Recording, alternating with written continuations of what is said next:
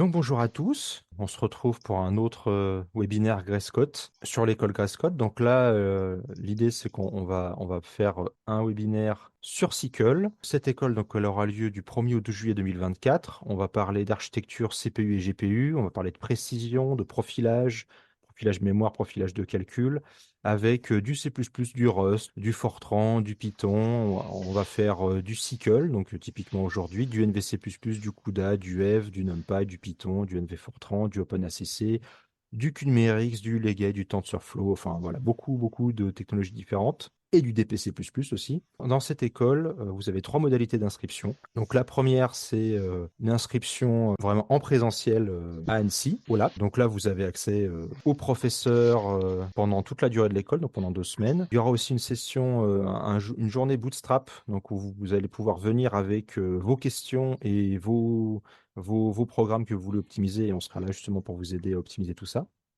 C'est aussi pour ça qu'on vous prévient en avance, comme ça, si vous voulez faire un petit toy modèle pour pas avoir un gros programme à tester ou un programme un peu propriétaire ou des choses comme ça, bah, vous pouvez.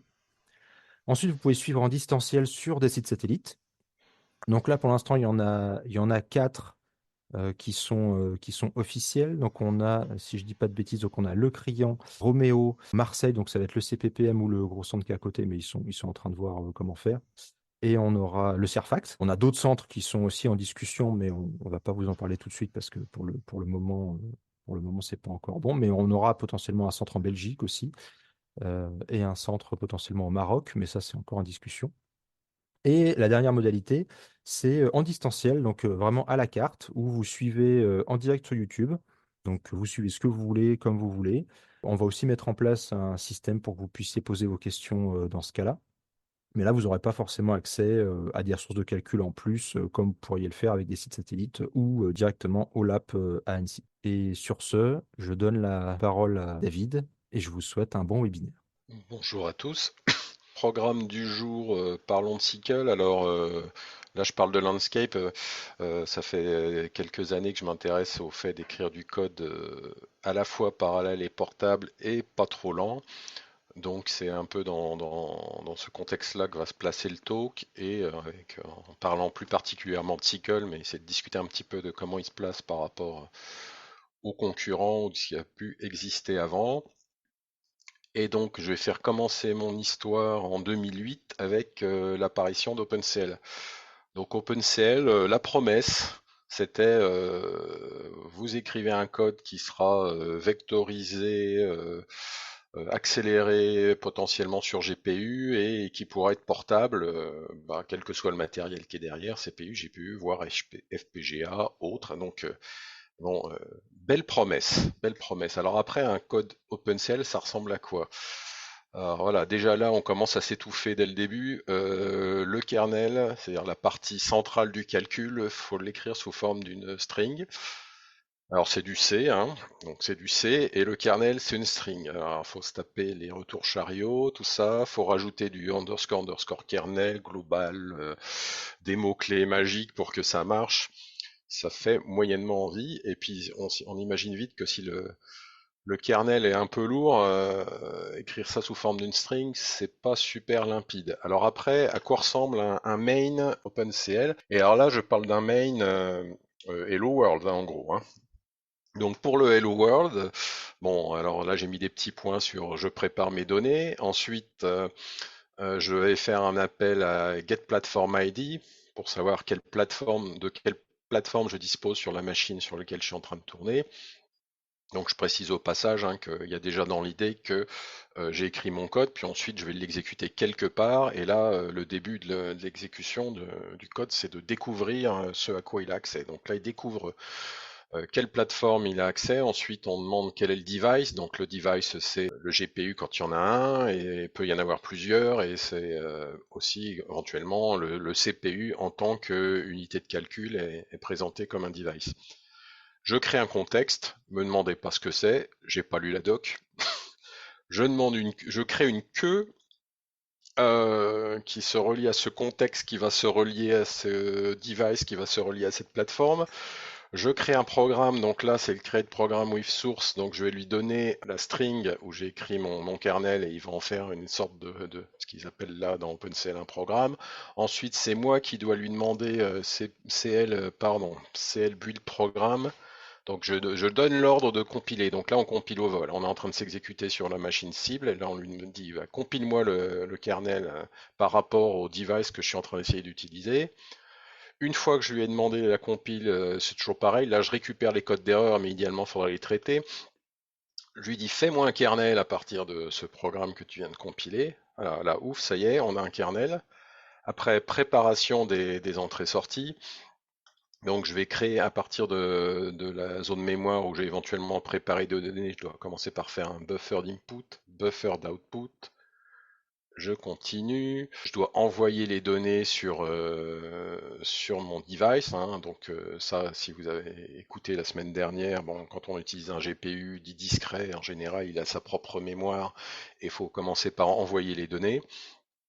Et alors c'est là que ça se corse aussi, c'est que pour chaque argument du kernel, si j'ai mis un certain nombre d'arguments sur mon noyau de calcul, je suis obligé, argument par argument, à faire un appel à set kernel arg avec l'adresse de où il trouvera l'info, quel kernel, etc. Donc, pour tous les arguments. Ensuite, je vais envoyer sur la queue le demande d'exécution du kernel. Cell finish, c'est j'attends que ça soit exécuté. Ensuite, je récupère mon buffer. Et à la fin, je fais éventuellement des choses avec sur mon node, puis je dois tout nettoyer proprement. Donc voilà, ça c'est un Hello World OpenCL. Alors je sais pas vous, moi j'ai pas envie d'écrire ça. Donc, enfin bon, on a essayé un peu, hein, on a fait de l'OpenCL dans le labo, avec cette promesse du code portable, etc. Mais assez vite, quand même, on arrive à la conclusion que écrire ça à la main, bof. Heureusement, arrive en 2013 Sickle, qui est une proposition pour. Alors, avant, il y a eu des propositions d'encapsulation d'OpenCL en C++, mais Sickle, c'était la grosse proposition qui donnait non pas une simple encapsulation, mais une nouvelle façon d'organiser le code à un niveau d'abstraction bien plus élevé. Donc je vais vous montrer à quoi ça ressemble. Alors les exemples sont en Sickle 2020, hein, c'est-à-dire que c'est apparu en 13, puis il y a eu des évolutions, je vous ferai un tout petit historique tout à l'heure, mais les exemples que je vous montre là, c'est la dernière version de la norme. Donc ça, c'est à peu près, grosso modo, l'équivalent de ce que je vous ai montré en OpenCL avant. Donc là, je crée une queue, je lui donne pas d'argument, donc en fait, il va se débrouiller. Si je lui précise rien, il va aller regarder qu'est-ce qu'il y a comme plateforme, qu'est-ce qu'il y a comme device, et il va choisir selon ce qu'on appelle une heuristique, c'est-à-dire un peu au pifomètre, le device supposé le plus puissant, par défaut. Ensuite, bon, bah, j'ai mes données qui sont dans des tableaux classiques, je vais les mettre dans des buffers, ce qui permet en fait à Sickle de prendre la main sur ces données-là. Et ensuite, bah, je soumets le job, le travail que je veux faire à ma queue. Donc une queue, un device, hein. Si vous avez plusieurs devices, vous pouvez avoir plusieurs queues. Vous pouvez vous amuser à dispatcher vos calculs sur plusieurs devices si c'est possible. Là, j'ai mis en bleu pour vous pointer que voilà, Sickle et Sickle 2020 encore plus, on est dans le monde du C++ minimum 17 et très souvent on va faire des lambdas. Donc utiliser Sickle, c'est bien d'être un peu à l'aise avec du C++ moderne et de savoir manipuler une lambda fonction. C'est pas la mer à boire, hein. On s'y fait assez vite. Donc ceux qui viendront en juillet ou qui veulent faire du Sickle, si vous n'êtes pas à niveau là-dessus, je vous invite à regarder un peu les lambdas. Il y a des explications, même dans les docs Sickle, les bouquins Sickle, ils vous résument comment ça marche. C'est pas très compliqué. Ça permet de faire une fonction au vol. Donc là, je soumets une première fonction au vol, ce que Sickle appelle un command group. Donc ça va contenir une action et puis ça donne un petit peu d'infos d'entrée-sortie. Donc notamment là, je définis des accesseurs au-dessus de mes buffers. Et là, je vais préciser que le premier c'est pour lire, que le deuxième c'est pour écrire. Et ça va vachement aider Sickle à gérer les transferts de données. Et vous voyez que dans ce petit bout de code là, je n'ai plus besoin de lui dire comme je le faisais en OpenCL, copie-moi les données vers le device, récupère les données, etc. Sickle se débrouille. Si vous faites des buffer accessors, on verra d'autres variantes. Mais voilà, si je lui définis des accesseurs, je lui donne l'info lecture-écriture, il va faire les transferts de données si nécessaire, selon le device et selon le besoin. Et enfin, là, ce CGH parallèle fort, c'est la vraie commande du kernel, hein, le kernel de tout à l'heure qui était dans mon string. Bah, je lui dis juste, tu fais l'output, c'est l'input au carré. Et on voit qu'on a un argument qui est l'index, là, qui dit, dans mon tableau, qui fait une certaine taille, là, qui est de taille size, en fait, tu traites chaque élément, et donc mon noyau, lui, reçoit l'index courant. Et c'est l'implémentation SQL qui éventuellement, si elle voit qu'elle a un GPU, va distribuer les morceaux de tableau sur toutes les unités de calcul du GPU, ou si j'ai un device qui est fait de multi-GPU, bah, qui va disperser aussi le calcul automatiquement sur les CPU. Et à la fin, j'oublie pas de faire un petit wait. Donc là, on est en programmation asynchrone, c'est-à-dire quand je soumets quelque chose à une queue, la demande est envoyée, le device fait quand il peut, et mon programme main continue. Donc si je lui dis pas wait, là, je sors direct du programme. Donc dans cet exemple-là, à la fin, un petit wait pour dire bah, j'attends que ça soit fini. Donc voilà, là en une page, j'ai l'équivalent de mes 5 pages de SQL d'avant, d'OpenCL d'avant. Donc vous notez le progrès. Alors ensuite, là, il y a beaucoup de choses qui sont automatisées, mais évidemment, pour des cas plus complexes, il y a des aspects sur lesquels je veux pouvoir prendre la main. Donc je vais vous montrer des exemples de façons de prendre la main pour qu'on voit un petit peu quand même les possibilités qu'on a. Dans cet exemple-là, j'ai un noyau j'ai une queue sans argument, donc il choisit tout seul le device supposé le plus puissant. En fait, on a plein de façons de lui dire au runtime de découvrir c'est quoi les devices et de les choisir. Alors, on peut utiliser des sélecteurs prédéfinis, c'est ce qu'on a en haut. Là, une queue sans argument ou alors avec le default selector V, ça va choisir ce qu'il estime être le meilleur. Enfin, alors c'est l'implémentation qui décide quel est le meilleur. L'implémentation, elle est Intel. Assez curieusement, elle choisit souvent les devices Intel comme meilleurs. Mais bon, là, je suis un petit peu langue de vipère. Alors, SQL, il y a une interface, une API qui vous donne, pour chaque device, vous pouvez demander plein de choses, plein d'informations. Et notamment, es-tu un CPU? Donc avec ce CPU Selector, vous garantissez que vous êtes en train de tourner sur CPU. Il y a un GPU Selector, il y a un accélérateur Selector qui permet de sélectionner un FPGA. Bon, je parlerai pas trop d'FPGA parce que je connais très très très mal, mais ça fait partie des intérêts de OpenCL puis de SQL d'essayer d'adresser aussi les FPGA. Même si la chaîne de compile est forcément un peu différente. Aussi vos propres sélecteurs maison. Alors là, j'ai imaginé, et ça c'est un truc qu'on fera en juillet et qui est assez classique, c'est que quand vous écrivez votre code SQL avec le GPU en tête, pour débugger, c'est vachement bien de pouvoir aussi le tourner en CPU d'abord, parce que ça permet déjà de détecter des choses dans des conditions un peu plus simples. Donc un classique, c'est que sur votre ligne de commande et votre programme, vous demandez à l'utilisateur est-ce que tu veux CPU, GPU. Donc là, j'ai considéré que j'avais des booléens qui s'appelaient arc CPU, arc GPU, donnés sur la ligne de commande. Et puis bah là, j'ai fait une lambda fonction qui fait la sélection, qui selon ce que l'utilisateur a mis sur sa ligne de commande, va dire bon bah j'utilise le CPU selector ou j'utilise le GPU selector. Et là, comme ça, au runtime, je peux très facilement dire bon bah là je tourne mode CPU, là je tourne mode GPU. Et vous pouvez faire des trucs beaucoup plus compliqués. Interroger les plateformes disponibles, il peut y en avoir plusieurs si vous en avez installé plusieurs, interroger tous les backends, interroger tous les devices, demander au device tu as combien d'unités de calcul, etc., quelle est la taille de tes warp ou des choses comme ça, et faire après éventuellement choisir même des kernels différents. C'est-à-dire, idéalement, enfin, si on veut faire simple, on va avoir un seul kernel qui sait tout traiter, mais il y a des tas de cas où on peut vouloir avoir le kernel pour spécialiser CPU, le kernel spécialisé GPU, et au runtime, selon ce qu'on trouve comme device, on va activer l'un ou l'autre. Parce qu'avec tout ça, des fois, on ne sait pas trop où on tourne, donc c'est pas mal d'afficher, je suis en train de tourner sur le device qui s'appelle comme ça, de tel vendeur. Alors ça, c'est sur la sélection des runtime des devices. Ensuite, là, je reviens sur le noyau. Alors, je vous remonte quand même l'exemple que j'avais au début. Là, vous voyez que je lui dis juste ici, là, je lui dis juste, voici la taille. Et puis ensuite, bon, bah, le noyau, il reçoit un index et il va travailler sur cet index. Et c'est le énième élément de la taille globale. Et comment ça, c'est réparti, divisé, ça se passe tout seul. Bon, on veut pouvoir avoir un petit peu plus la main, et notamment, ça c'est ce qu'ils appellent en SQL l'explicit ND range, donc c'est le cran d'après sur le contrôle de la distribution. Là, je lui déclare, au lieu d'un range size, je lui déclare un ND range size subsize. C'est-à-dire que j'impose au premier niveau de décomposition de mon grand tableau, qui peut être 1D, 2D, 3D, j'impose quels sont le premier niveau de découpage, quelle est la taille. Donc ça, c'est là où on commence à devenir peut-être un petit peu device dépendant parce que le choix de la sous-taille, là, il est assez important pour la perf, je pense, et à mettre en rapport avec le device que je suis en train d'utiliser.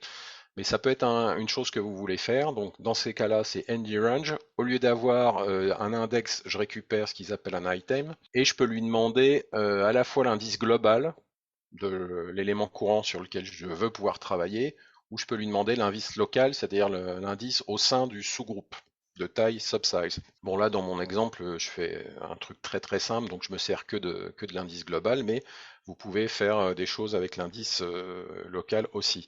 Et alors un des intérêts de cette approche c'est que ça donne aussi accès à travers l'item je pense à la mémoire partagée dans un GPU. En tout cas, votre GPU est divisé en sous-groupes ou des groupes.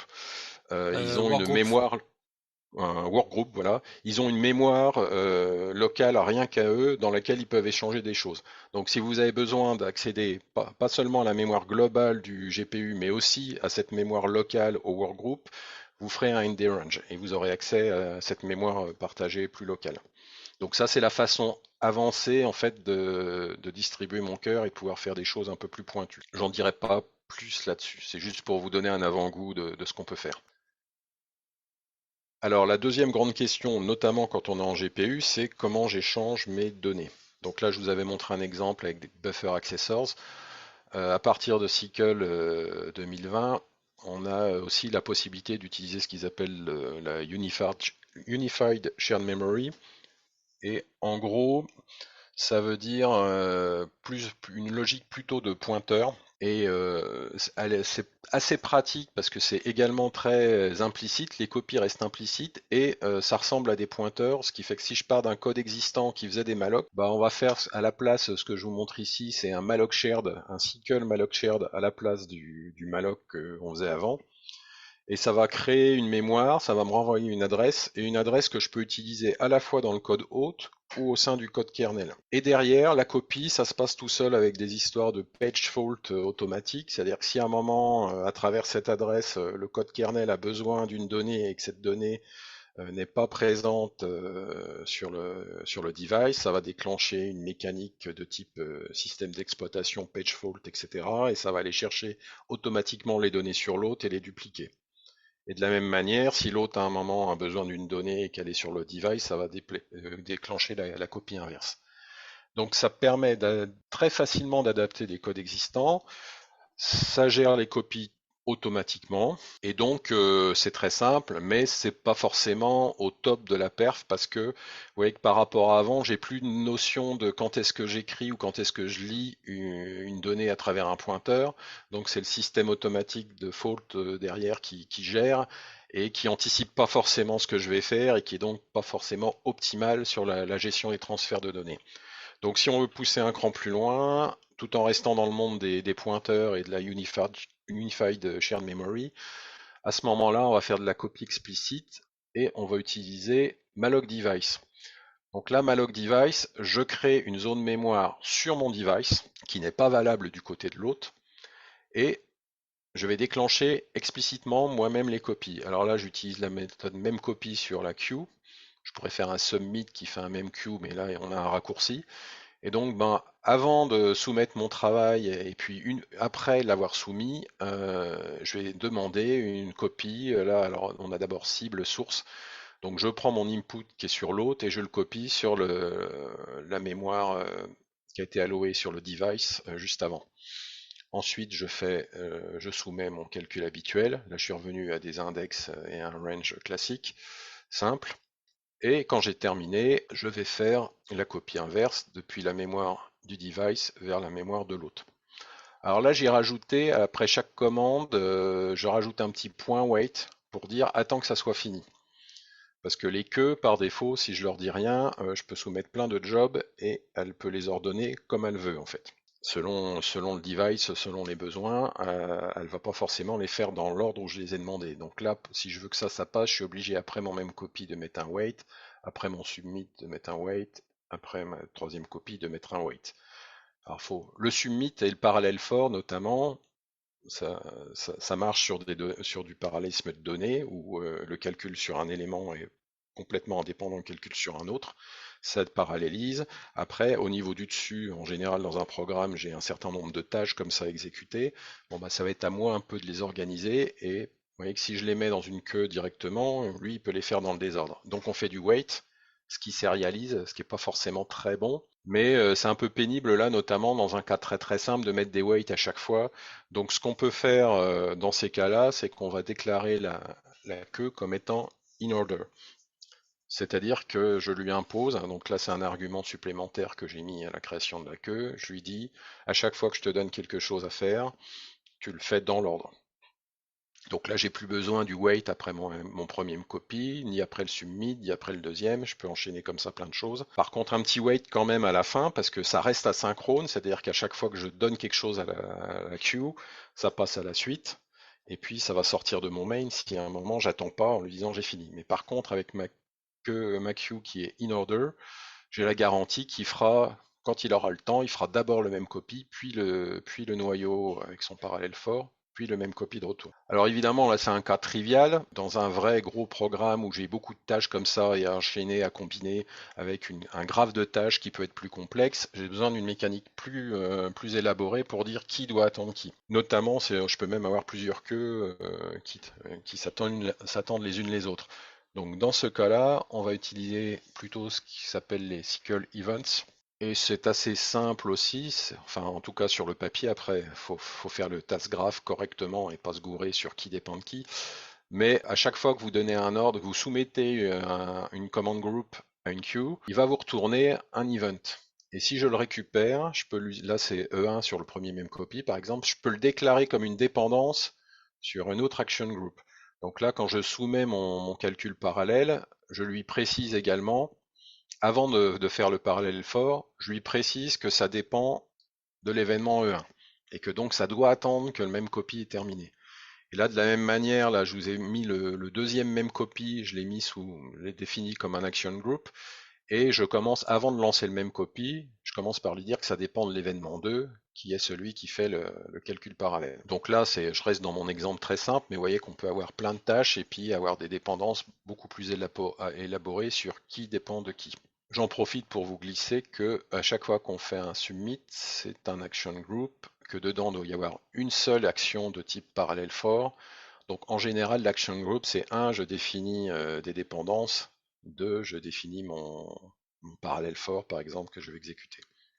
Et j'ai toujours mon petit wait à la fin pour pas sortir du main sans avoir terminé tout ça. Alors ça commence à devenir un petit peu compliqué. Et là, je voulais revenir à mon exemple de départ et refaire de la pub sur ce qui en fait est, de mon point de vue, la façon la plus élégante de faire les choses dans SQL.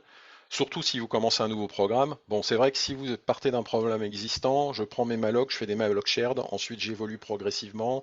À un moment, je fais du malloc device pour prendre la main sur les transferts d'AO, pourquoi pas. Mais si vous partez de rien ou si à un moment vous remettez tout à plat, ce qui est le plus élégant et le plus efficace, en fait, ça reste les buffers et les accessors. C'est-à-dire que là, je définis je vais représenter en fait mon graphe de tâches avec les qui dépendent qui au niveau des données. Je définis des buffers. Dans chacun de mes command group, je vais mettre des accesseurs en disant qui lit quoi, qui écrit quoi.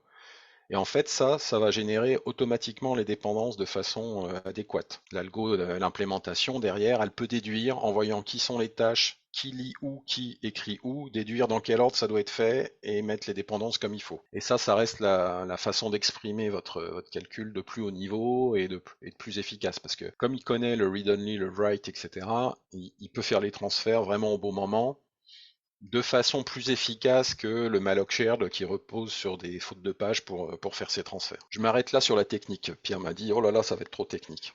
Donc je m'arrête là sur les exemples de code.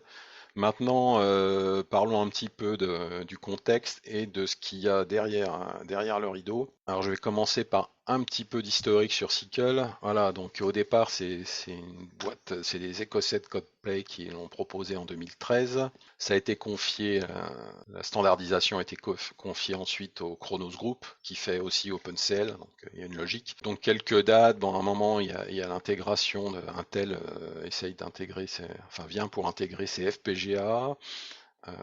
En Cycle 2.2, on monte en gamme au niveau du C++ qui est utilisé, qui permet d'écrire un code un peu plus compact, et ça s'aligne sur OpenCL 2.2. En 2018, c'est Xilinx qui arrive, et donc c'est là qui donne un bon coup de renfort aussi sur l'expérimentation de Cycle sur les FPGA. Après, on verra que Xilinx, ils ont une implémentation de Cycle, mais qui reste assez démonstration, quoi, qui est pas vraiment un truc de production malheureusement.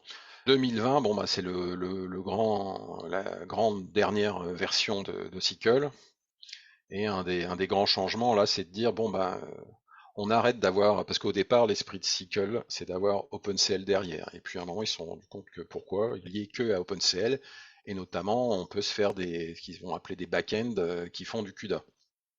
Et donc ça permet derrière Sickle d'avoir aussi du matériel Nvidia et bien sûr de l'AMD, etc. Et le dernier, presque dernier événement, mais c'était le fait que Intel rachète Codeplay. Donc Intel s'est mis sur Sickle, puis a racheté celui qui avait proposé un des gros acteurs et devient l'acteur principal en fait pour supporter Sickle. Alors après 2020, on a eu un certain nombre de versions, on est passé progressivement à un support de C++ 17, 20, 23, le dernier OpenCL. Ils ont rajouté des types pour l'inférence, pour les réseaux de neurones, diversification des backends, etc. Alors, justement, là, maintenant, qu'est-ce qu'on a comme implémentation? Qu'est-ce que vous pouvez trouver pour faire du SQL? Alors, il y en a plein, vous voyez qu'en fait, j'ai 2 slides, mais je commence par les poids lourds. Donc, Codeplay, le joueur initial qui propose Compute CPP.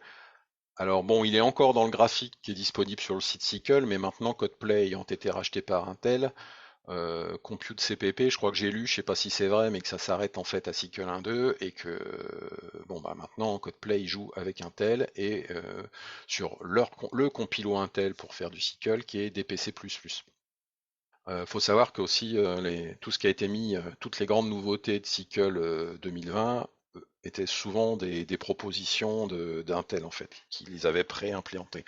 Donc avec DPC++, vous avez a priori probablement le compilateur le plus à jour sur Sickle 2020. Et derrière, donc il y a ce qu'ils appellent des backends. Donc ça peut se connecter à n'importe quel CPU.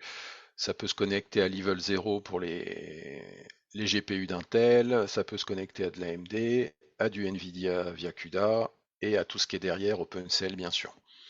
On avait aussi la même chose sur Compute CPP de Codeplay. Donc on voit que en fait, avec une implémentation et tous ces backends, on en couvre déjà beaucoup, mais on peut élargir encore en essayant d'autres implémentations. Alors le concurrent le plus connu, on va dire, par rapport au compilateur Intel, c'est Adaptive CPP. C'est le produit le plus, on va dire, académique, open source, etc. Enfin bon, ils sont très open source aussi sur ce projet-là, Intel, mais le plus académique, c'est Adaptive CPP, et c'est toujours intéressant de pouvoir essayer un code aussi avec eux pour comparer. Et c'est un truc maintenu par une université allemande. Alors pour ceux qui ont suivi un peu l'historique, au tout début, je crois, il s'appelait IPSCPP, non, IPSYCLE. Et je pense qu'ils avaient commencé en disant bon bah nous on va supporter de l'AMD. À un moment ils sont devenus OpenSYCLE au niveau du nom quand ils ont relancé un peu tout le travail sur ça. Ils ont dû recevoir des lettres d'avocats, etc. Le nom OpenSYCLE, c'était juste pas possible qu'ils mettent la main dessus. Donc assez vite, ils ont rechangé pour Adaptive CPP. Donc Adaptive CPP, c'est la même chose qu'OpenSYCLE, qui est la même chose que IPSYCLE au début. Mais c'est, on va dire, le compilo concurrent fait par une université, donc quand même très intéressant à suivre. Et qui lui aussi, alors dans ce graphique-là, il faudrait voir, je sais pas à quel point les graphiques sont à jour. Ça, c'est le dernier sur le site SYCL, mais bon, c'est pas toujours à jour.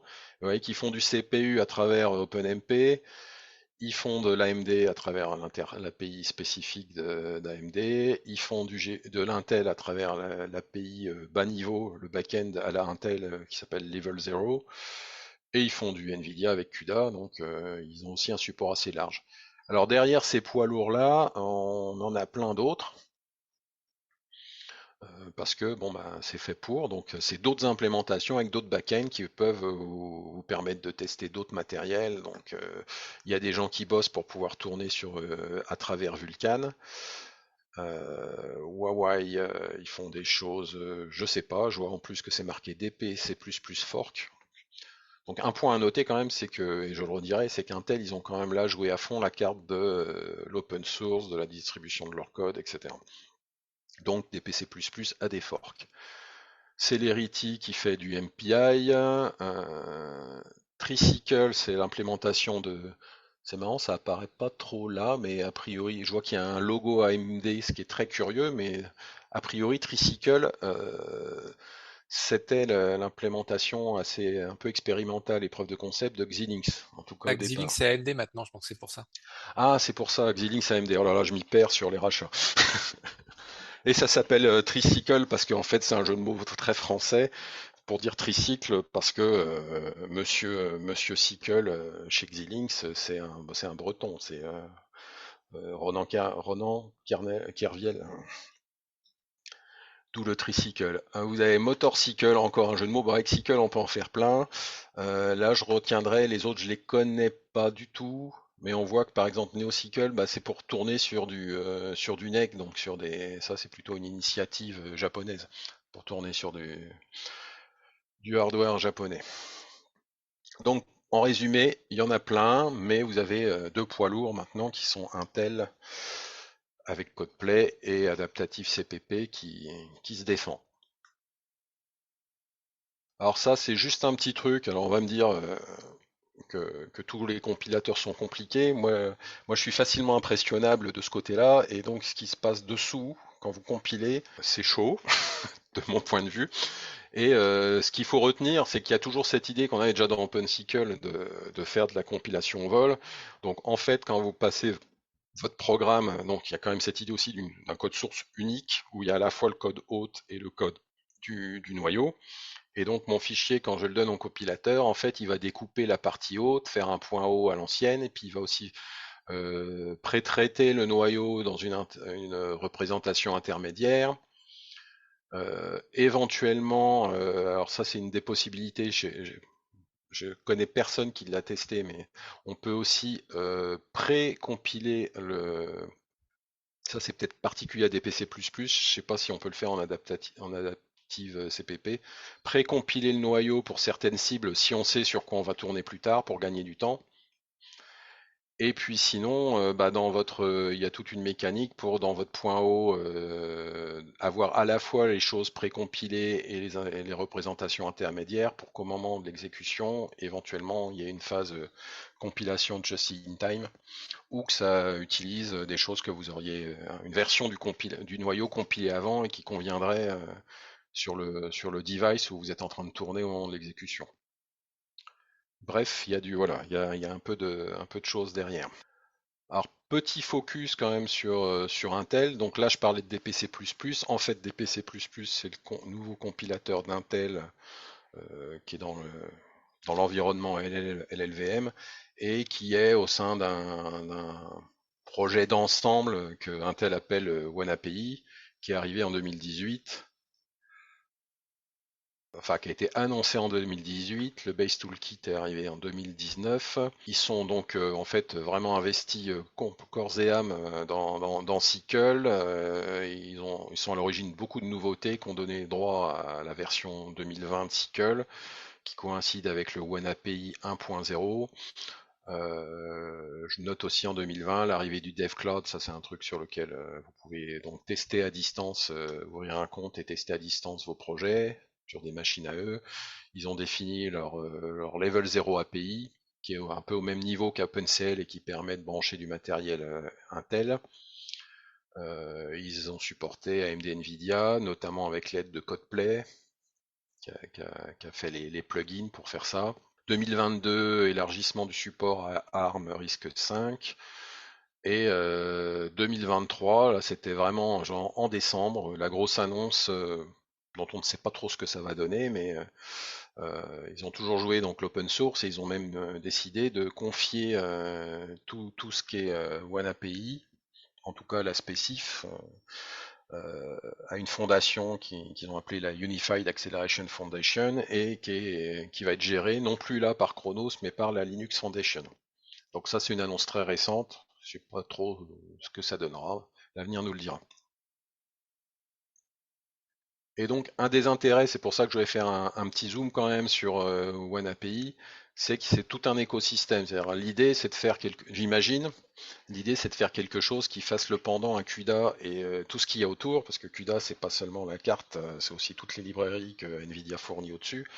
Donc Intel fait le même effort, donc ils ont à la fois leur level 0 tout en bas, le compilo des PC++, ils ont Cyclomatic si vous avez du CUDA pour vous aider à faire la traduction vers du code Cycle, et tout un tas de bibliothèques au-dessus.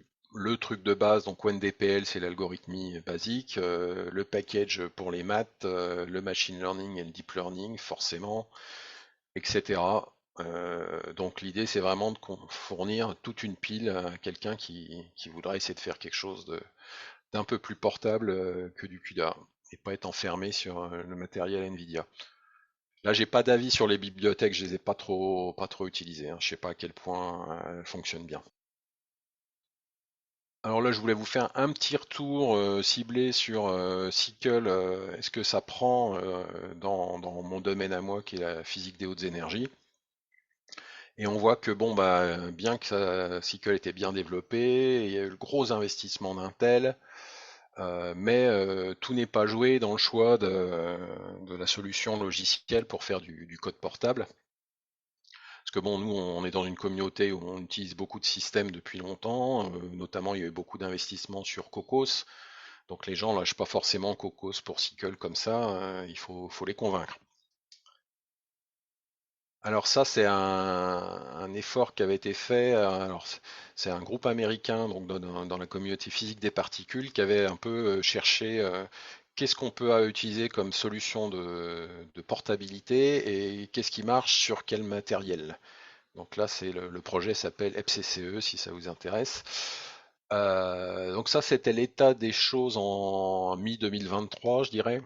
Et on voit que bon bah évidemment CUDA ça marche sur le matériel CUDA, mais tous les autres, parce que quelques années avant il y avait des cases rouges et jaunes partout, mais mi-2023, Cocos ça marche sur tous les matériels, Cycle aussi, HIP aussi, OpenMP aussi. HIP donc c'était probablement compilo AMD. Alors on voit pour chaque case à travers quelle implémentation éventuellement ça passe. Alpaca, pour ceux qui connaissent pas, c'est on va dire pour faire très court une sorte de Cocos. Et puis STDPAR, le petit nouveau, le début de parallélisme standardisé dans C++, et qui à l'époque était supporté à travers notamment Nvidia, là, qui le premier a fait un très très gros effort au niveau de son compilo NVC++ pour être capable de faire tourner sur un GPU automatiquement du code qui aurait juste été déclaré parallèle dans le C++ à travers l'exécuteur STDPAR. Pour faire ça sur de l'Intel, a priori, voilà, on dépend de DPL aujourd'hui probablement. Et donc après cette grille, ils ont fait beaucoup de tests dans tous les sens. Et alors là, je vous ai gardé juste la conclusion qui nous livrait mi-juin, c'est que bon, il y a beaucoup de ce qu'ils appelaient les portability layers, et il n'y en a aucun qui gagne en fait suite à l'étude. Il n'y en a aucun qui gagne, donc pas, enfin, Cycle n'est pas forcément meilleur que les autres, mais chacun, voilà, chacun a ses forces et ses faiblesses selon le type de tâche qu'on réalise. Et pour dire que c'était pas gagné, là j'ai quand même mis les résultats d'un benchmark qui était sur. Alors P2R, c'est du tracking, c'est-à-dire c'est reconstruction des traces dans un événement d'accélérateur typique au CERN, donc c'est vraiment une application très importante chez nous. Et bon, bah, les résultats étaient sur cette appli-là. Il y avait des applis aussi que arrivaient à faire des choses, mais alors sur cette appli-là, c'est juste désastreux. C'est-à-dire que par rapport à CUDA, Alpaca, Coco, ST Départ, SQL performance 10%.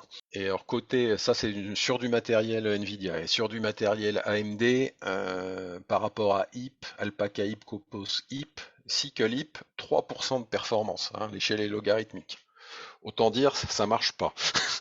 Et je crois qu'il y a eu des enquêtes qui ont mis des gens d'Intel dessus. C'est pas encore c'est pas compris officiellement, c'est pas compris pourquoi SQL a un problème sur ce benchmark-là en particulier. Donc on pourrait désespérer, mais cela dit, là j'ai fait un peu le bilan de ce qui se dit dans les dernières confs et le paysage est un peu plus positif. Alors là c'est A4 24, c'est en ce moment, c'est cette semaine. Donc c'est la conf intermédiaire calcul pour la physique des hautes énergies. Et GenVectorX, c'est un package qui fait de l'algèbre sur des vecteurs de Lorentz. Donc c'est vraiment de l'algèbre linéaire assez bas niveau. Et bon bah là comme c'est cette semaine, j'ai pas encore, on n'a pas encore le détail des papiers, mais on voit dans leur résumé qu'ils sont très contents de la performance. Que ça marche très bien par rapport à CUDA, ça peut même aller plus vite. On attend de voir le détail. Et puis, ils ont aussi comparé Intel One API, Adaptive CPP, et bon, bah, ils ont des performances comparables. Et aussi ce qu'ils ont qualifié d'impressive scaling sur les CPU. Donc, pour faire visiblement de l'algèbre linéaire assez basique, ça fonctionne très très bien. Et IOWCL, donc au passage, je vous cite, c'est la conf dédiée à OpenCL à SQL. Alors évidemment, ils peuvent pas, c'est le genre de conf où on peut pas dire du mal, sinon son papier est pas retenu. Mais il y a quand même signalé des papiers qui sont annoncés et qui, dans leur résumé, sont également assez positifs. Hein. Donc MathGraph, c'est de la. Alors ça, je vous cite que les papiers issus de ma communauté. Donc MathGraph, il dit que SQL apporte portabilité, competitive performance, sans la complexité d'avoir plein de codes à gérer avec plein de directives de préprocesseurs. Donc bon, ils sont dans la ligne du parti, mais visiblement, ils estiment qu'ils arrivent à faire de la simulation d'event, qui est là pour le coup, qui est une appli assez complexe. Hein. C'est pas du code qui rigole, MathGraph. Air Data Frame, c'est de la gestion de données en colonne. Nous, on en a beaucoup. Alors eux, ils sont un peu moins positifs. Et notamment, ils parlent de suboptimal performance, mais en général, parce que c'est un cas de figure, visiblement, nos traitements de données à la route, c'est un cas de figure où il y a notamment plein de if dans les codes qu'ils ont utilisés pour tester, donc ça marche pas bien sur du CUDA, il dit juste que sur SQL, c'était pire. Parce qu'il y a en plus un overhead sur la gestion du runtime. Bon, le use case est pas super pour tourner sur GPU, et malgré tout, quand même, ils se réjouissent que en version SQL, bon bah ils peuvent aller utiliser des accélérateurs qui sont pas seulement des Nvidia, ils peuvent aussi tourner sur CPU et ils ont un code plus concis. Bon. Donc c'est mi-figue mi-raisin, mais c'est pas si négatif. Et c'est surtout dû au use case a priori. Et le troisième papier qu'on a trouvé, que j'ai vu qui vient de chez nous, c'est des gens qui essayent d'écrire une couche pour optimiser l'inférence en IA. Et qu'est-ce qu'ils racontent? Bah, que ça leur permet de tourner sur des tas de plateformes GPU. Le seul truc, visiblement, c'est ils sont dépendants de l'Intel MKL pour le moment dans leur version. Bon, enfin, cela dit, par rapport au premier test sur le tracking, on voit qu'il y a quand même un certain nombre d'applications chez nous qui commencent à utiliser SQL et qui s'en réjouissent. Quelques conclusions qui sont vraiment, alors là, pour 100% personnel, subjectif, discutable, tout ce que vous voulez. Donc ce que j'ai appelé des nouvelles bon, mi-figue, mi-raisin.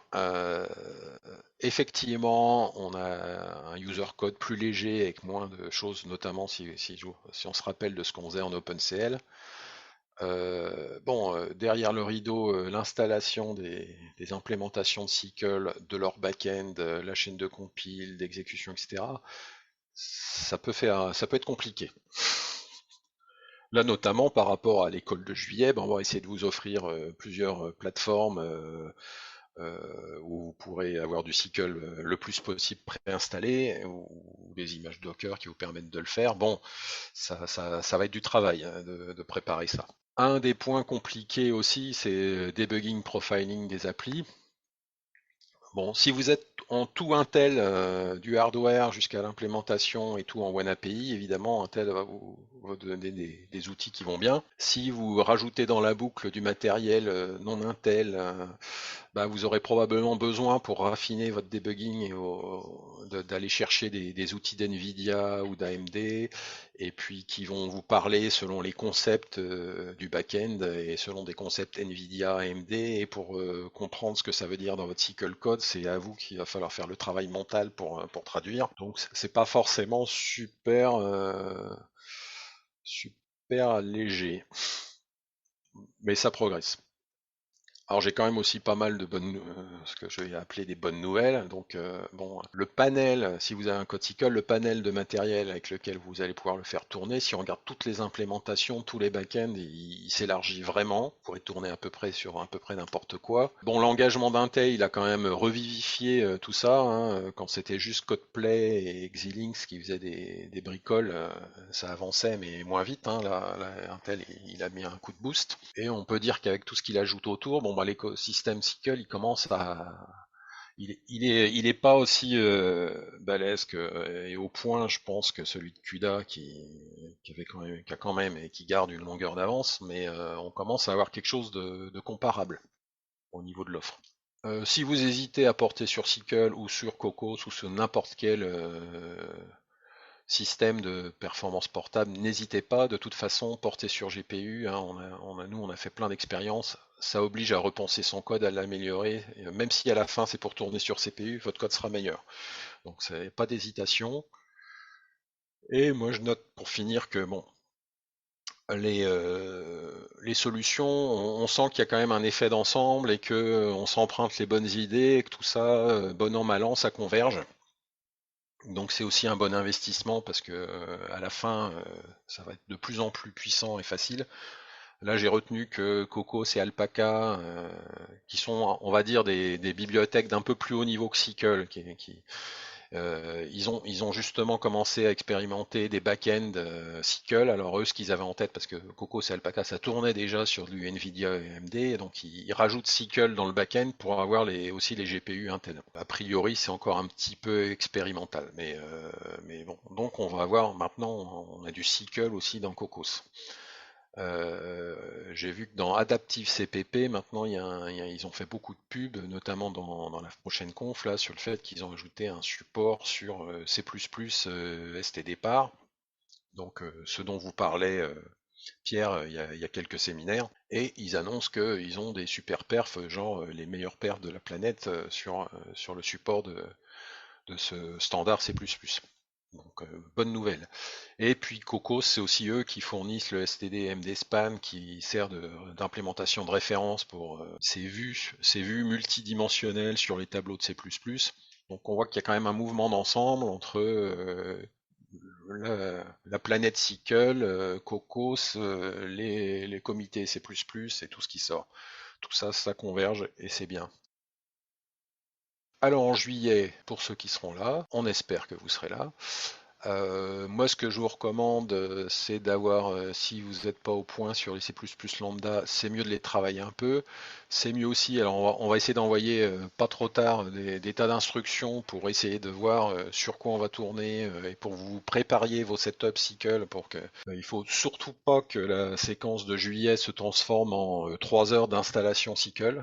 Donc on fera tout pour éviter ça. Le contenu, donc l'idée c'est qu'on a 2 demi-journées, donc on en fera une qui sera focus CPU, où l'idée ça sera de prendre le problème Greystock et d'en faire une implémentation SQL 2020 qu'on fera tourner sur CPU, avec comme objectif d'avoir le multithreading, d'avoir la vectorisation. Donc ça sera un peu nouveau par rapport à l'an dernier, où on n'avait pas trop creusé ça. Et on aura une deuxième demi-journée où on fera le portage vers GPU et où on essaiera d'améliorer un peu la question clé en GPU de quand est-ce que je transfère mes données, ça c'est ce qu'on avait déjà un peu fait l'an dernier. Et puis avec l'idée aussi, quand on aura fait, pour ceux qui feront les deux, de se dire bon ben à quel point j'ai le même code qui tourne dans les deux configurations, qu'est-ce que je dois régler et fine-tuner dans chaque cas pour avoir de l'efficacité CPU d'une part et de l'efficacité GPU d'autre part. Sur quelle plateforme on fera tout ça? Bon bah là c'est en débat, mais petite pub pour un partenaire de l'événement qui est Code Recons, qui fait de l'enseignement C++, SQL, qui a une plateforme dédiée à ça et qui devrait nous fournir des tickets pour se connecter sur leur plateforme pour faire tourner les TP. Mais on explorera aussi les alternatives pour avoir plusieurs choix, notamment dans les sites satellites, etc. Alors sur place, ça serait bien si on pouvait tourner sur Must pour ceux qui veulent. Vous pourrez éventuellement à l'avance vous faire des comptes sur l'Intel DevCloud pour tourner sur la ressource Intel. On tentera de faire des images Docker. Bon, c'est pas simple quand on met du GPU dans la boucle, mais on verra ce qu'on peut faire. Et voilà pour le programme de juillet. Donc j'ai fini. Sur le slide de fin, je vous ai mis plein de liens sur un peu ce qui a nourri ce séminaire et puis qui peut vous aider. Donc c'est mes liens préférés pour faire du SQL. Donc le bouquin d'Intel, faites attention, je vous ai mis le dernier, hein, il y a deux versions. Donc la première qui est sortie, qu'on tombe souvent dessus, mais qui n'était pas encore à jour. Il y a une version 2023 qui est au point sur SQL 2020. Donc prenez bien la dernière version. Il y a un lien vers le standard SQL chez Chronos. L'API Reference Guide, c'est un peu la description de toutes les classes qui font SQL sous une forme d'une espèce de cheat sheet. Enfin, il y a 8 pages super denses avec toutes les classes, toutes les méthodes. SQL Academy, c'est Codeplay qui avait fait ça, c'est des slides pour apprendre avec des exemples et du TP. Je vous mets le lien sur la conférence phare pour SQL qui est IOWCL. Il y en a une bientôt à Chicago, je crois. Et maintenant la nouveauté, la fondation UXL qui reprend tout ce qui a été fait dans OneAPI, si j'ai bien compris. Et on arrive à la phase de questions. Ah, merci David pour ce webinaire. Donc on va prendre les questions dans l'ordre. Alors je vais commencer dans le chat. Ah oui, quand tu parlais en OpenCL, il faut écrire son kernel dans un char étoile moche. Adrien nous dit qu'on peut aussi le charger depuis un fichier. C'est moins moche comme ça. Mais Ça c'est pas permet single source. oui, c'est plus Alors en single fait, source. tu peux avoir du quasi single source, c'est ce que je disais après, parce que tu peux avoir des headers communs entre ton code kernel et ton code hôte, si ton code hôte est en C ou en C++. Bon, enfin, moi j'ai essayé de vous dégoûter de faire de l'OpenCL à la main, mais si vous avez envie, allez-y, hein. Alors, il y a plein d'autres choses qui posent problème, comme je disais, par exemple, quand tu montres tes exemples d'OpenCL, en fait, ils sont encore trop courts parce que Hmm. ta gestion d'erreur ne marche pas en fait. Il n'y a pas Oui, qu'est-ce ouais, qui se ouais. passe si jamais il y a un code d'erreur qui est retourné. Donc quand tu ajoutes ça, tu triples, tu quadruples à peu près la longueur du source. Ouais, bah, fallait que Ouais, ça tienne dans les slides, donc j'ai simplifié. ouais, il y a plein d'erreurs. Oui, donc, si vous faites du OpenCL, ne faites pas ça, gérez les erreurs, hein, parce qu'autrement, ça va poser problème. Suite. Ah oui, donc Adrien, oui, après, qui dit que l'intérêt d'Adaptative CPP, c'est qu'ils fournissent un accès direct au back-end, chose que les autres ne font pas forcément. Ce qui veut dire, si jamais à un moment on a besoin d'une fonctionnalité qui n'existe qu'en CUDA et qu'on veut l'utiliser lorsqu'on tourne sur un GPU Nvidia, bah, on peut facilement, quoi. Oui, alors qu'autrement, Je, je- il faut se bah, contenter de ce qui est possible à utiliser, quoi, pas forcément. faudrait voir ce que fournit des PC++ là-dessus, mais dans le bouquin qui vient de chez eux, hein, ils parlent de ça, hein, de l'accès au back-end. Ça fait partie des choses qui ont été ajoutées dans certaines releases de SQL 2020. C'est donc prévu dans SQL. Après, à quel point c'est implémenté, supporté dans telle ou telle implémentation, il y a des surprises. Mais oui, j'imagine que Adaptive CPP et non pas Adaptative CPP, ils font des efforts dans ce sens-là. Oui. Alors du coup, il y a Nathanaël qui nous demande comment ça marche l'accès au back-end. Je suppose que c'est Hop. expliqué dans la doc. Bah, j'ai collé la page de doc en Ah, c'est question très en bien. dessous. Ensuite, oui, on a Vincent qui nous dit, tu sais, quand tu as présenté ton super tableau avec les technologies et puis les constructeurs et avec tes cases vertes pour dire Ouais, qu'est-ce qui marche pas. Si je me rappelle bien, c'était quand tu parlais de la partie c'est parallèle STDPAR. Il y a Vincent qui nous demande, et pour ARM64? Ah, aucune idée. bon, ben voilà. Faut demander à Adrien, peut-être que Adrien Oui, il oui, sait, mais Bah, moi, ce que c'est j'ai justement. répondu, c'est que à ma connaissance, à peu près tout le monde utilise Intel TBB pour le support de STDPAR. Mais tous les compilés, ouais. Donc la question c'est est-ce que TBB supporte bien ARM? J'avais posé la question la dernière fois, je me rappelle plus de la réponse malheureusement. Si je peux me permettre, la question se pose parce que On avait à peu près réussi à voir que OpenCL pilotait des GPU Mali 52 sur du ARM64, mais voilà quoi. C'était tellement lourd, on n'est pas allé très loin et si Sequel gérait ça à notre place, on aimerait bien. Bah, en tout cas, faut noter, et bon après c'est à tester, hein, mais que Adaptive CPP, visiblement, leur effort des 6 derniers mois, c'était le support d'ST-Départ. Donc j'imagine que ça repose pas sur de l'Intel et que peut-être du coup ils arrivent à supporter de l'ARM, mais je sais pas. C'est dur d'être sur tous les fronts, quoi, de supporter tous les back-ends, tous les matériels possibles. L'intérêt de Sickle, c'est oui, de regrouper plein de monde qui chacun va faire le support sur son truc particulier. Et je sais pas si Adaptive CPP ils ont bossé sur ARM en fait. Ok, on a. Faudrait que Vincent, tu nous trouves une plateforme où il y a du ARM d'ici juillet pour qu'on puisse aussi essayer sur ARM. En l'occurrence, j'ai un Odroid sur mon bureau, mais c'est peut-être pas ce à quoi on pense quand on évoque le HPC, quoi. Alors moi, Sickle, je veux un code qui tourne partout, donc pas forcément que dans un contexte HPC, hein. Ok. Ensuite, donc on a Nathanaël qui nous redit, donc avec les accesseurs, on a automatiquement exécution concurrente de différents kernels qui n'ont pas de dépendance. Donc ça, justement, comme l'a très bien dit Adrien, c'est possible, mais c'est pas forcément garanti parce que ça dépend du back-end. C'est un peu comme ce que je vous expliquais l'année dernière avec les blocs. Quand vous avez des blocs qui s'exécutent, mais vous n'avez pas la garantie qu'ils s'exécutent en même temps. Ensuite, ouais, pour NVIDIA, donc c'est pareil, l'exécution, si vous voulez vraiment une exécution parallèle, faut regarder du côté des streams. Il s'appelle des queues en cycle, mais c'est la même Qui idée. s'appelle des queues en SQL, mais ça serait des CUDA stream en Encore une CUDA. fois, Donc, il faut vraiment voilà, que je encore prenne une le fois, temps de faire le glossaire faut le universel des API dictionnaire. CPU, GPU à un Des moment, quoi. streams, qu'est-ce que c'est que ce truc? Les CUDA stream, oui, c'est en fait par défaut, vous allez utiliser un seul stream avec vos kernels. Et si vous utilisez, si vous explicitez plusieurs streams, vous pouvez faire des copies pendant qu'un autre est en train de faire, enfin, pendant qu'il y en a un qui fait des transferts, l'autre fait du calcul, etc., quoi. Donc, et après, votre device va vous dire combien de copies parallèles il peut gérer. Donc, pareil, il faut aussi, c'est dépendant du device, il faut regarder ça. Ensuite. Quid de la gestion dans le temps des projets, donc c'est bien pour la maintenabilité. Donc tu commences en cycle, tu fais tes trucs. Quelle garantie t'as que ça va continuer? Bon, ça a l'air d'être bien parti, mais t'as quand même des Bah, gros acteurs derrière.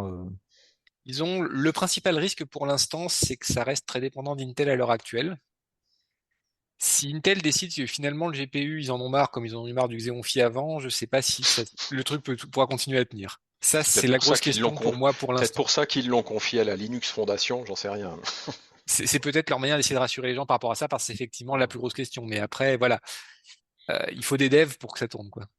Bon après pour rassurer un tout petit peu, c'est un peu ce que je voulais dire à la fin, hein, comme on voit que ils empruntent, les uns prennent des choses à C++, le comité de normalisation C++ reprend des idées, tout ça ça circule, on a un peu l'impression que ça converge. Bon, donc il y aura peut-être pas un support à l'identique, mais les concepts vont pas changer, les codes, s'il y a besoin de les réécrire un peu, ça sera pas de fond en comble, hein. Même pour passer de CUDA à SQL, je pense que bon, c'est pas les mêmes noms, voilà, c'est pas le même Bah, t'as un vocabulaire, traducteur, mais après, mais ouais. les idées se ressemblent, hein, donc Oui. bon. Ensuite, ah oui, il y a, on a une question aussi.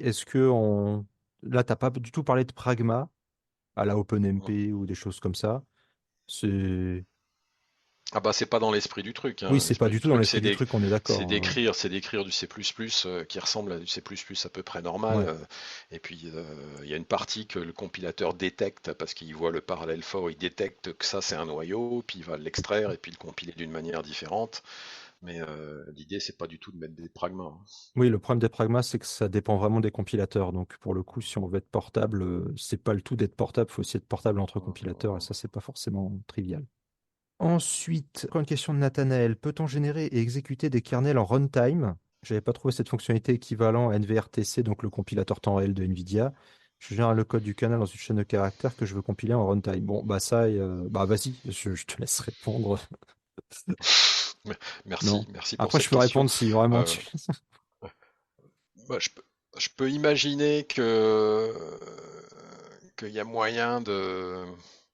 Alors là, faut vraiment taper bas niveau. Donc, est-ce que c'est simple à faire?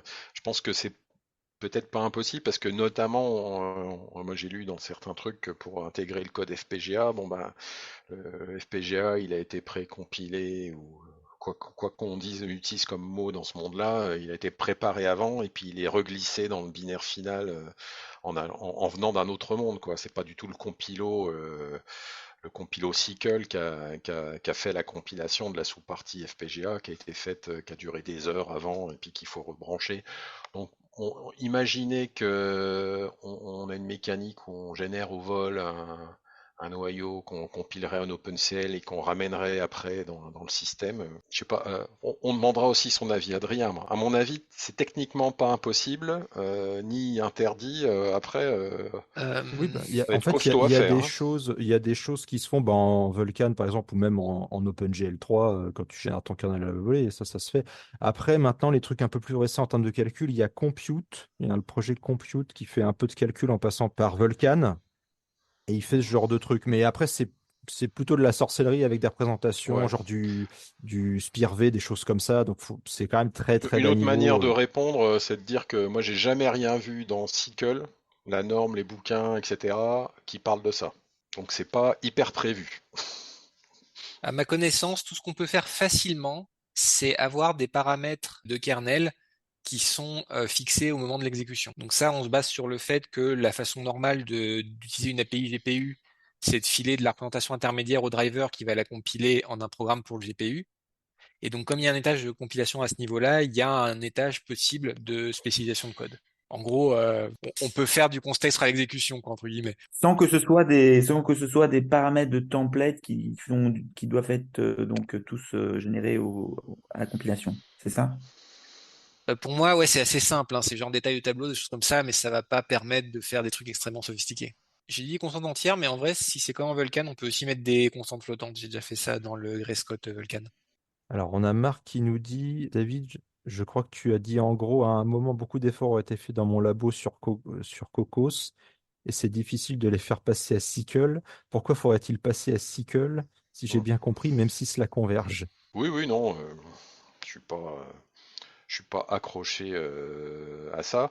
Bon après, pourquoi passer à SYCL? Bah, je dirais peut-être parce que au niveau, avec toutes les implémentations, ça élargit encore plus peut-être la quantité d'hardware sur lequel on peut tourner. Alors que Cocos, ils sont peut-être, j'aurais tendance à penser qu'ils sont peut-être vraiment ciblés en NVIDIA, CUDA, AMD, Intel avec de façon expérimentale avec le support de SYCL, pas forcément la diversité. Mais non, non, les gens qui ont des codes qui tournent bien en Cocos, tout va bien, hein. Oui, après, comme dit Adrien, justement, ça permet aussi de simplifier l'appli technologique parce que SYCL supporte vraiment beaucoup de choses et ça permet aussi d'éviter la fragmentation parce que tu as SYCL qui va gérer plein de choses en dessous et t'as pas à te soucier. Bon, après, il faut que ça link et que ça fonctionne, mais t'as pas de Mhm. soucier du détail qui est en dessous, quoi. C'est aussi pas mal, ça. Bon, après, il y a d'autres considérations. Je sais que nous, il y a certaines collaborations de physique, ils n'ont pas envie de faire du Cocos parce que c'était l'armée américaine qui paye, là, donc d'autres aspects.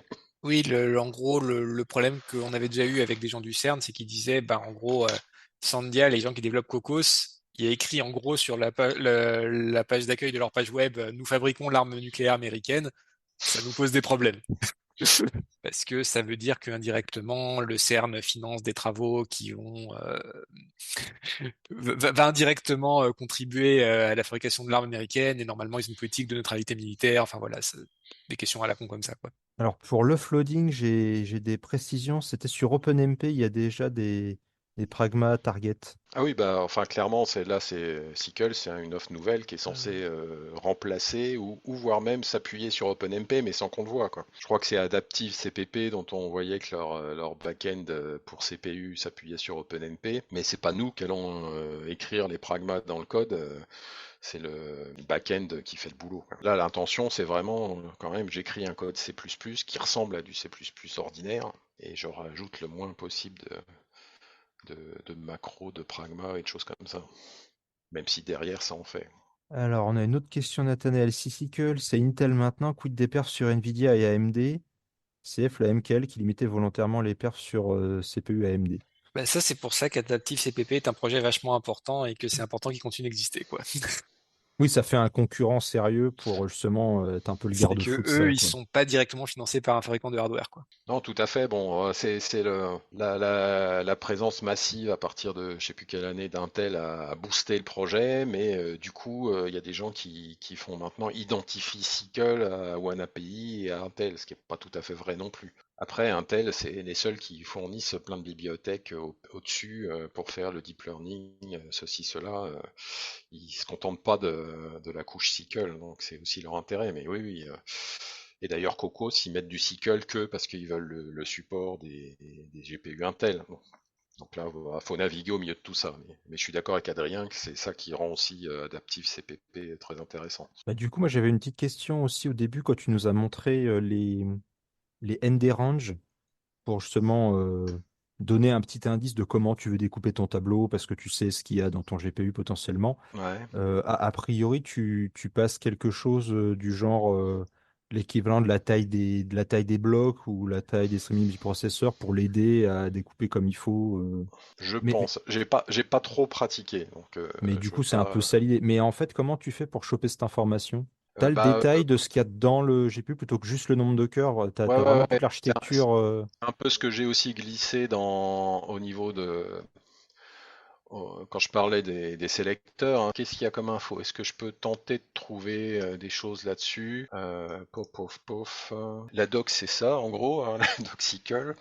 Pour moi, si vous cherchez de l'info, il y a ça qui est le truc de référence et il y a le bouquin d'Intel. J'ai pas trouvé, peut-être que ça existe, mais alors là, pour le coup, pour naviguer dans les sites Intel à la recherche de choses, il y a des milliards de trucs, plus ou moins un jour, on s'y perd très facilement. Donc là-dessus, device, c'est ce que j'ai. L'API, voilà. Alors ça, c'est genre, tu vois, device continue, device query using get, c'est le genre de toutes les infos que tu peux obtenir sur les devices, je pense. C'est potentiellement ça. Je n'y vois pas les noms, etc. Voilà. Donc là, je peux avoir t'as is CPU, is GPU, is accélérateur, max workgroup size, max item size, max compute units, preferred vectors with chars. Enfin, t'as vu qu'il y a 3 tonnes de caractéristiques que tu peux avoir. Donc, faudrait voir ce que tout ça répond si tu te branches sur une carte Nvidia, mais il doit pouvoir y avoir dans tout ça ce qui t'aide à régler ta taille de workgroup. Oui, j'ai vu là dans les descripteurs, tu as des choses pour la mémoire, pour des choses comme ça, donc doit bien avoir quelque part. Là, je vois, ouais. Max mem alloc size. Hmm. Oui, tu as global même size, local même type, donc il y a quand même des choses. Ah oui, j'avais même pas vu tout ça. Ça continue à droite, là, Oui, en oui, ça fait. continue. Ouais. Donc, d'accord. Donc, tu vois que Bon, ouais, au donc niveau d'infos, ouais, ça on peut, manque pas. on En peut espère, postuler qu'il y a des infos. Ouais. voilà, en espérant que les implémentations que tu utilises arrivent à bien interroger le device et renseignent correctement. Mais en tout cas, au niveau de la norme et puis de ce qui est disponible dans l'API, il y a de quoi se nourrir, hein. On a même les drivers version. Non, puis je vois, ouais, il y a l'execution capability, ça me fait très très penser à ce que fait Nvidia, ça. Donc pour le coup, il y a moyen qu'ils se soient un peu inspirés. Oui, c'est clair. Alors fais gaffe que c'est peut-être pas équivalent au compute capability, c'est peut-être autre chose ça. Oui, alors sachant que dans Nvidia, il y en a deux, hein. Parce Il y que a le runtime capabilities et les le gens compute capabilities, et c'est pas la même chose. les gens des API GPU, c'est quand même les rois pour avoir des noms qui ressemblent, qui font pas la même chose. C'est vrai. Ouais, c'est ça. Là, j'ai la page correspondante de la doc-SYCL et en gros, ça dit que c'est pour l'interopérabilité OpenCL et c'est quasiment pas utilisé par SYCL lui-même, quoi. Ok. Oui, Ah oui, d'ailleurs, j'ai pour j'ai info, pas cité dans les sources d'information la spécification. Alors déjà, la moi je lis spec, pas ouais. les docs, mais alors les specs encore moins, hein. Mais il y a plein de choses dedans, évidemment. Bah, c'est là qu'il y a les réponses à toutes ces questions-là, quoi, en fait. Hmm. De qu'est-ce que c'est qu'une execution capability, bah t'y vas, ça te le dit direct, quoi. Je l'ai mis dans mes liens, la spec. Si, j'ai dû la mettre quand même. Chronos standard, Ouais, ça je doit être pense que la ça doit être spec. ça, ouais. Ah, quoi que ça m'envoie sur ça, et là-dedans, on doit pouvoir trouver la spécification elle-même. Voici la specification, donc pop, pop, pop, hop. Voilà, et puis là, vous allez trouver. Alors, ça, c'est le truc que je viens de vous montrer. Et sinon, vous avez la révision, on en est à la révision 8, avec tous les détails. Combien de pages? 600 pages, voilà. Bon, ok. Bonne chance. Alors, en vrai, tu peux l'avoir en HTML aussi, et bon, ça. Enfin, pour dire qu'il y a du contenu, quoi. Ouais. Et sinon, le bouquin, donc je vous montre le lien. Sachant que ce bouquin, il a un défaut. C'est que, comme tous les bouquins, il se désynchronise petit à petit de l'évolution de la norme, quoi. Mais donc la bonne release qui est la plus à jour et qui date, je crois, de 2023. Si on regarde par là, on a un 2023 qui traîne, voilà, copyright 2023. Donc la bonne version, c'est celle qui s'appelle programming, hein. Celle qui s'appelle mastering, c'est celle d'avant. Ne vous gourrez pas. Y a-t-il des soucis de reproductibilité? À travers les accélérateurs. Ça pose toujours la question, quel est le niveau de reproductivité qu'on veut? Est-ce qu'on veut de la reproductibilité au bit près? Est-ce que on a un critère plus strict où on dit on veut un résultat précis à tant de pourcents, etc. Non, non, bonne question, mais voilà, là c'est une problématique ultra générale qu'on aurait même sur des cartes CUDA, même d'une carte à l'autre, etc., hein. On parallélise, on n'a pas les résultats à la virgule près, enfin au bit près, hein, forcément. Et d'où l'importance de fixer c'est quoi le niveau de précision voulu, quoi. Bah d'ailleurs, oui, ça c'est une bonne question parce que là, tu nous as dit, tu fais des parallèles forts, Hein. mais est-ce que tu peux faire des reduce? Oui, Alors ça c'est un sujet que j'ai commencé à regarder, que je maîtrise pas assez pour en parler. mais il y en a, Enfin, j'ai ouais. pas voulu le glisser, mais dans les révisions récentes, ils ont commencé à mettre des reduce. Parce que c'est vrai que la reproductibilité, quand tu commences à faire des sommes et que le GPU fait la somme dans l'ordre qu'il veut parce que c'est plus rapide, bah faut faire attention à ça aussi. Mais Il y a des choses, il y a beaucoup de choses. Là, on en trouve dans le bouquin, on en trouve dans la Cycle Academy, etc. Il y a des choses sur les reduce. ouais, donc il y a pas que des parallèles. Tu peux faire d'autres choses aussi, quoi. Oui, oui, oui, Ça va arriver au pire, ça va arriver. oui, oui, oui, oui, Mais dans tous les il y cas, a du ouais, travail dessus, hein. ça pose des questions de fixer quelque part ses tolérances et d'avoir des tests qui les vérifient et de les lancer sur un matos, quoi. Bon, après, d'une manière générale, hein, mais bon, Vincent, je sais pas s'il est encore en ligne, il pourrait le dire sûrement mieux que moi, mais bon, on sait que si on passe sur GPU, on n'aura pas les mêmes chiffres. Et on sait aussi que la version, enfin, chez nous, les physiciens, ils considèrent que leur version séquentielle, c'est la norme, et que si le GPU dit pas pareil, c'est faux.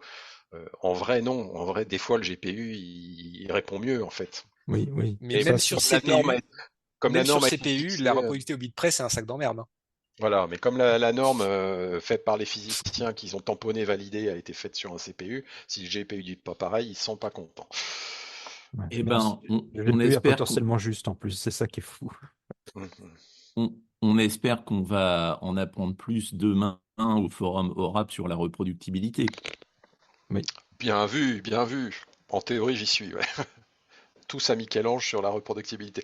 J'ai peur que ça soit très très orienté Oui, comme en général, quand les gens geeks. ils parlent de reproductivité, ça veut dire ah bah j'ai compilé mon programme et j'ai le même binaire au bit près. Bon, Voilà, ça j'ai peur répond que ça ça. répond pas à la question. Ah ouais, ben moi celle de demain, j'ai peur que ça soit très orienté geek, c'est reproductibilité de l'environnement logiciel, des packages, etc. Et pas forcément reproductibilité numérique, mais peut-être que je me trompe, je me souviens plus. J'ai Eh pas été ben, voir le Bon, après, programme. c'est déjà un cauchemar, hein, la reproductibilité de l'environnement de calcul. Donc, au final, non, mais de toute façon, ça va poser la question qui est omniprésente, que ça soit au niveau des tests unitaires avec des flottants, des tests d'intégration avec des flottants, et de quantifier le degré de précision qu'on veut, et ce qui n'est pas un simple choix de résolution des variables. Et donc, ce travail qui occupe un bon chapitre de n'importe quel test de physique, quand il s'agit de mettre des incertitudes sur un détecteur ou sur un processus de mesure, il s'arrête au pied du CPU ou du GPU, ou en gros de la chaîne de calcul, quoi. Donc, on va s'inviter dans la ronde et ajouter un demi-chapitre à toutes les thèses. donc, je vous remercie d'avoir participé à ce webinaire et on se retrouve la semaine prochaine avec Vincent qui va nous parler de Fortran.